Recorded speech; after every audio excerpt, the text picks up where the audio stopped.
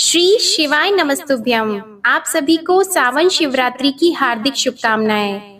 कहा जाता है कि सावन शिवरात्रि की कथा का पाठ करने से सावन शिवरात्रि व्रत का पूर्ण फल मिलता है और जीवन में सुख समृद्धि का आगमन होता है। तो आइए आज आपको सुनाते हैं सावन शिवरात्रि व्रत की कथा। प्राचीन समय की बात है, एक चित्रभानु नामक शिकारी था। वह शिकार करके उसे बेचता और अपने परिवार का पेट भरता था। वह उसी नगर के एक साहूकार का कर्जदार था और आर्थिक तंगी के कारण समय पर उसका ऋण नहीं चुका पा रहा था, जिससे साहूकार को गुस्सा आ गया और शिकारी चित्रभानु को शिव मठ में बंदी बना लिया। संयोगवश उसी दिन मासिक शिवरात्रि थी, जिस कारण शिव मंदिर में भजन व कीर्तन हो रहे थे और वह बंदी शिकारी चित्रभानु पूरी रात भगवान शिवजी के भजनों व कथा का आनंद लिया करता था। सुबह होते ही साहूकार ने उसे अपने पास बुलाया और ऋण चुकाने के लिए कहा। शिकारी चित्रभानु ने कहा कि सेठ जी, मैं कल तक आपका ऋण चुका दूंगा। उसका यह वचन सुनकर सेठ जी ने उसे छोड़ दिया, जिसके बाद शिकारी शिकार के लिए जंगल में चला गया, किंतु पूरी रात बंदी गृह में भूखा और प्यासा होने के कारण थक गया और व्याकुल हो गया और इसी प्रकार वह शिकार की खोज में बहुत दूर आ चुका था और सूर्यास्त होने लगा। तो उसने सोचा, आज तो रात जंगल में ही बितानी पड़ेगी। ऊपर से कोई शिकार भी नहीं कर पाया जिससे बेचकर सेठ जी का ऋण चुका देता। यह सोचकर वह एक तालाब के पास पहुंच गया और भर पेट पानी पिया, जिसके बाद वह बेल के पेड़ पे चढ़ गया, जो कि उसी तालाब के किनारे पर था। उसी बेलपत्र के पेड़ के नीचे शिवलिंग की स्थापना हो रही थी, किंतु वह पूरी तरह बेल की पत्तियों से ढका होने के कारण उस शिकारी को दिखाई नहीं दिया। शिकारी चित्रभानु पेड़ में बैठने के लिए बिल की टहनियां और पत्ते तोड़कर नीचे गिराने लगा। संयोगवश वो सभी टहनिये और पत्ते भगवान शिवलिंग के ऊपर गिरने लगे और शिकारी चित्रभानु रात्रि से लेकर पूरे दिन भर का भूखा प्यासा था और इसी प्रकार उसका मासिक शिवरात्रि का व्रत हो गया। कुछ समय बाद उस तालाब पर पानी पीने के लिए एक गर्भवती हिरणी आई और पानी पीने लगी। हिरणी को देखकर शिकारी चित्रभानु ने अपने धनुष पर तीर चढ़ा लिया और छोड़ने लगा, तो गर्भवती हिरणी बोली, तुम धनुष तीर मत चलाओ, क्योंकि इस समय मैं गर्भवती हूँ और तुम एक साथ दो जीवों की हत्या नहीं कर सकते।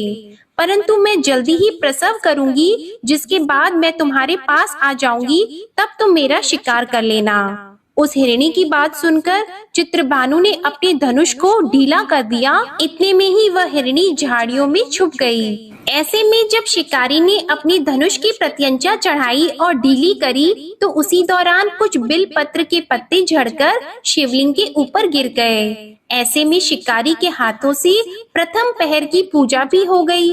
कुछ समय बाद दूसरी हिरणी झाड़ियों में से निकली। उसे देखकर शिकारी को खुशी का ठिकाना नहीं रहा।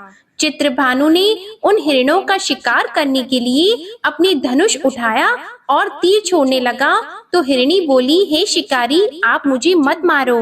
मैं अभी ऋतु से निकली हूँ और अपने पति से बिछड़ गई। उसी को ढूंढती हुई मैं यहाँ तक आ पहुँची हूँ। मैं अपने पति से भेंट कर लूँ, उसके बाद तुम मेरा शिकार कर लेना। यह कहकर वह हिरणी वहां चली गई। शिकारी चित्रभानु अपना 2 बार शिकार खोकर बड़ा दुखी हुआ और चिंता में पड़ गया कि प्रातः सेठ जी का ऋण कहाँ से चुकाऊंगा। जब शिकारी ने दूसरी हिरणी का शिकार करने के लिए धनुष पर प्रत्यंचा चढ़ाई, तो कुछ बेलपत्र के पत्ते झड़कर शिवलिंग के ऊपर गिर गए। ऐसे में पूजा का दूसरा प्रहर भी संपन्न हो गया।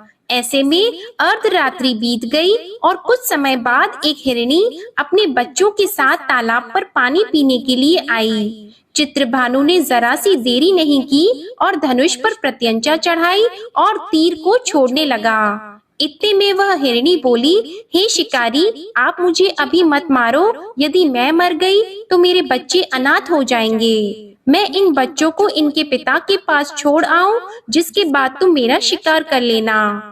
उस हिरणी की बात सुनकर शिकारी चित्रभानु जोर से हंसने लगा और कहा, सामने आए शिकार को कैसे छोड़ सकता हूँ? मैं इतना भी मूर्ख नहीं हूँ, क्योंकि 2 बार मैंने अपना शिकार खो दिया, अब तीसरी बार नहीं। हिरणी बोली, जिस प्रकार तुम्हें अपने बच्चों की चिंता सता रही है, उसी प्रकार मुझे अपने बच्चों की चिंता हो रही है। मैं इन्हें इनके पिता के पास छोड़कर वापस आ जाऊंगी, जिसके बाद तुम मेरा शिकार कर लेना। मेरा विश्वास कीजिए शिकारी राज। हिरणी की बात सुनकर शिकारी को दया आ गई और उसे जाने दिया। ऐसे में शिकारी के हाथों से तीसरे प्रहर की पूजा भी हो गई। कुछ समय बाद एक मृग वहां पर आया। उसे देखकर चित्रभानु ने अपना तीर धनुष उठाया और उसके शिकार के लिए छोड़ने लगा। तो वह मृग बड़ी नम्रता पूर्वक बोला, हे शिकारी, यदि तुमने मेरी तीनों पत्नियों और छोटे बच्चों को मार दिया तो मुझे भी मार दो, क्योंकि उनके बिना मेरा इस दुनिया में कोई नहीं है। यदि तुमने उनको मारा नहीं है तो उन्हें जाने दो, क्योंकि मैं उन तीनों हिरनियों का पति हूँ और वो मेरी ही तलाश कर रही हैं। यदि मैं उन्हें नहीं मिला तो वो सभी मर जाएंगे। मैं उन सभी से मिलने के बाद तुम्हारे पास आ जाऊंगा, जिसके बाद तुम मेरा शिकार कर सकते हो। उस मृग की बात सुनकर शिकारी को पूरी रात का घटना चक्र समझ आ गया और उसने पूरी बात उस मृग को बता दी। मेरी तीनों पत्नियां जिस प्रकार प्रण करके गई है, उसी प्रकार वो वापस आ जाएंगी, क्योंकि वो तीनों अपने वचन की पक्की हैं, और यदि मेरी मृत्यु हो गई तो वो तीनों अपने धर्म का पालन नहीं करेंगी। मैं अपने पूरे परिवार के साथ शीघ्र ही तुम्हारे सामने आ जाऊंगा। कृपा करके अभी मुझे जाने दो। शिकारी चित्रभानु ने उस मृग को भी जाने दिया और इस प्रकार अनजाने में उससे भगवान शिव जी की पूजा संपन्न हो गई, जिसके बाद शिकारी का हृदय बदल गया और उसके मन में भक्ति की भावना उत्पन्न हो गई। कुछ समय बाद मृग अपने पूरे परिवार अर्थात तीनों हिरणी व बच्चों के साथ उस शिकारी के पास आ गया और कहा कि हम अपनी प्रतिज्ञा अनुसार यहाँ आ गए, अब आप हमारा शिकार कर सकते हैं। शिकारी चित्रभानु जंगल के पशुओं की सच्ची भावना को देखकर उसका हृदय पूरी तरह पिघल गया और उसी दिन से उसने शिकार करना भी छोड़ दिया।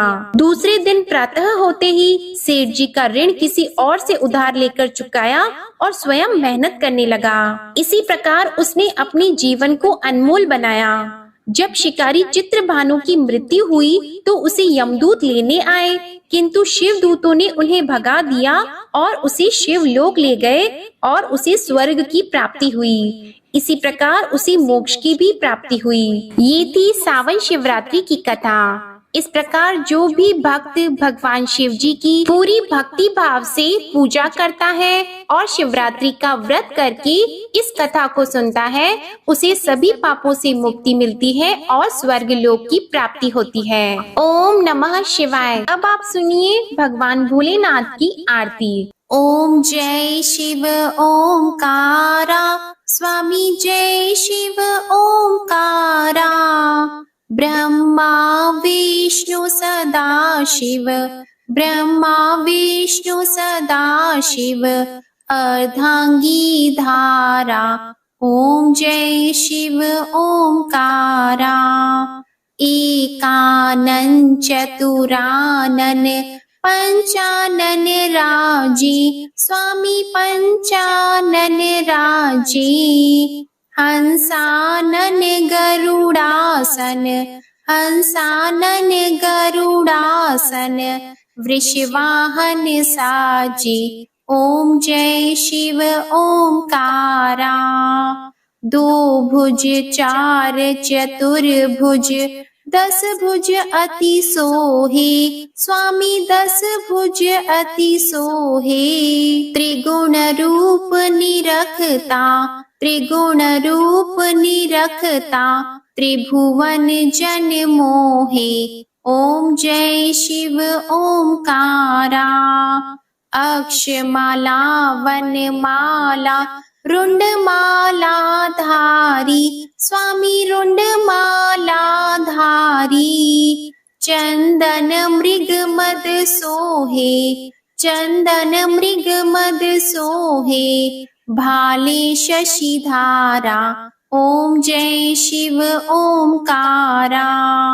श्वेतांबर पीतांबर बाघंबर अंगी, स्वामी बाघंबर अंगी। सनकादिक गरुणादिक, सनकादिक गरुणादिक भूतादिक संगी। ओम जय शिव ओमकारा।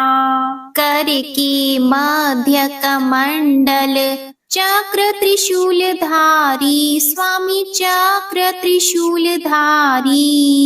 सुखकारी दुखहारी, सुखकारी दुखहारी जग पालनकारी। ओम जय शिव ओमकारा। ब्रह्मा विष्णु सदा शिव जानत अविवेका, स्वामी जानत अविवेका। प्रणवाक्षर में शोभित, प्रणवाक्षर में शोभित ये तीनों एका। ओम जय शिव ओमकारा। त्रिगुण स्वामी जी की आरती जो कोई नर गावे, स्वामी जो कोई नर गावे। कहत शिवानंद स्वामी, रटत भोलानंद स्वामी, सुख संपत्ति पावे। ओम जय शिव ओमकारा। ओम जय शिव ओमकारा, स्वामी जय शिव ओमकारा। ब्रह्मा विष्णु सदा शिव अर्धांगी धारा। ओम जय शिव ओमकारा। ओम जय शिव ओमकारा। ओम जय शिव ओमकारा। प्रेम से बोलिए भोलेनाथ जी की जय। जय भोलेनाथ। आपको ये कथा पसंद आई हो तो वीडियो को लाइक कीजिएगा, शेयर कीजिएगा, कमेंट में माता पार्वती और भगवान महादेव की जय लिखिएगा और चैनल को जरूर सब्सक्राइब कीजिएगा। इसी के साथ जो भी भगवान शिव के भक्त हैं और शिव महापुराण की कथाएं सुनना चाहते हैं तो शिव महापुराण की संपूर्ण कथा हमारे चैनल पर अपलोड की जाती है। आप उस वीडियो को भी जरूर सुनिएगा। ओम नमः शिवाय।